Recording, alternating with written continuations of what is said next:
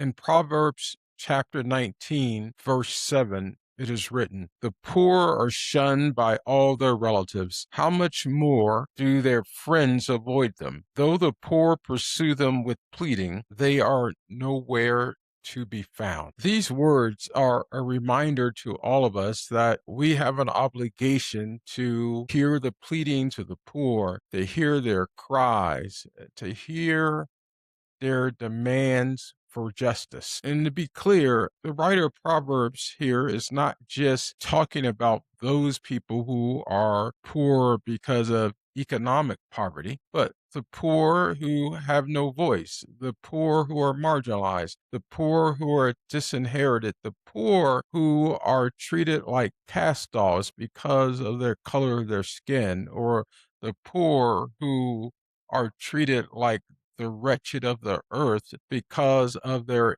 immigration status. We have an obligation to these poor to stand on, we have an obligation to the poor, all of God's children, to stand on their behalf when they are being treated with callousness and cruelty by this government. Yesterday, Joan Sebastian Guerrero was killed on the streets by ICE with his young daughter in the car, a 3-year-old in the car. ICE once again said that this person was a threat to their officer. In fact, they phrased it a little differently this time. They said that he was a threat to public safety. This is the narrative that they wanted to put out, a narrative that said that Mr. Sebastian Guerrero was trying to weaponize his vehicle. Ida B. Wells-Barnett, a pioneering investigative journalist and one of the founders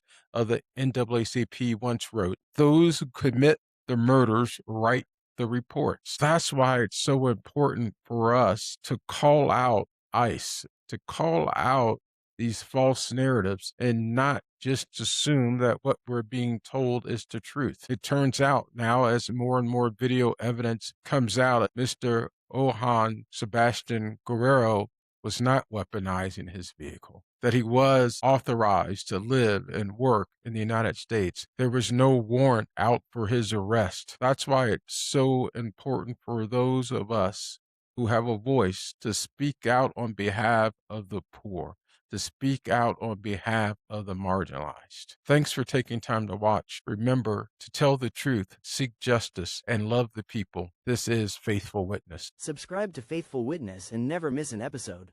See you next time.